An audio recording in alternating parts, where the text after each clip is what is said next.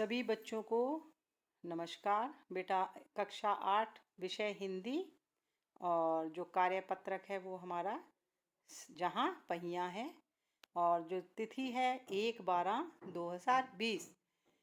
तो आज हम पहिए के बारे में पढ़ेंगे। सब जानते हैं बच्चे कि पहिया क्या होता है। साइकिल में होता है, कार में होता है, बसों में होता है। सब बच्चों ने देखा है उसे। लेकिन ये जो कहानी है ये पुडुकोट्टई तमिलनाडु की कहानी है, जहाँ पर कि सबसे पहले औरतों ने साइकिल चलाना सीखा। तो वहाँ की औरतों ने कैसे सीखा तो उसके बारे में हम ये पढ़ेंगे और उसकी किन किन काम आई साइकिल, और एक ये आंदोलन की तरह चला।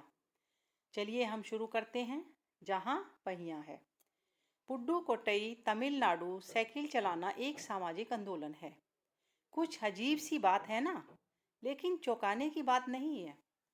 चौंकने की बात नहीं है। पुडुकोट्टई जिले की हजारों नवसाक्षर ग्रामीण महिलाओं के लिए यह अब आम बात है। अपने पिछड़ेपन पर लात मारने, अपना विरोध व्यक्त करने और उन जंजीरों को तोड़ने का जिनमें वे जकड़े हुए हैं, कोई ना कोई तरीका लोग निकाल ही लेते हैं। कभी कभी ये तरीके भी हमारे अजीबो गरीब होते हैं। भारत के सर्वाधिक गरीब जिलों में से एक है पुडुकोट्टई, यानी कि वहाँ पर बहुत गरीब लोग रहते हैं। पिछले दिनों यहाँ की ग्रामीण महिलाओं ने अपनी स्वाधीनता, आज़ादी और गतिशीलता को अभिव्यक्त करने के लिए प्रतीक के रूप में साइकिल को चुना। उनमें से अधिकांश नवसाक्षर थी।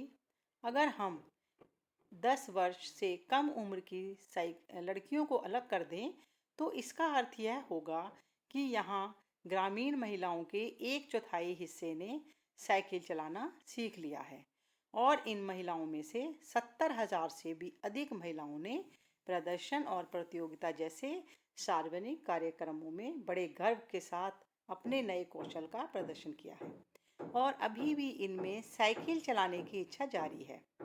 वहाँ इसके लिए कई प्रशिक्षण शिविर चल रहे हैं। ग्रामीण पुडुकोट्टई के मुख्य इलाकों में अत्यंत रूढ़िवादी पृष्ठभूमि से आई युवा मुस्लिम लड़कियां सड़कों से अपनी साइकिल पर जाती हुई दिखाई देती हैं। जमील बीवी नामक एक युवती ने, जिसने साइकिल चलाना शुरू किया था, मुझसे कहा, यह मेरा अधिकार है। अब हम कहीं भी आ जा सकती हैं। अब हमें बस का इंतज़ार नहीं करना पड़ता।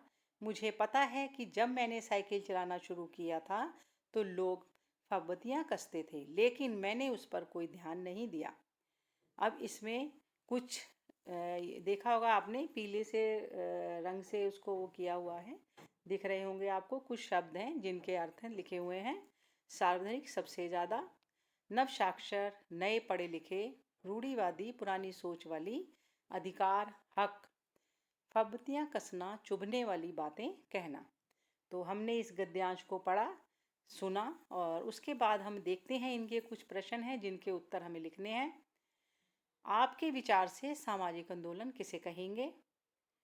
सेकंड, जिन जंजीरों को तोड़ने का जिनमें वे जकड़े हुए हैं, कोई ना कोई तरीका लोग निकाल ही लेते हैं।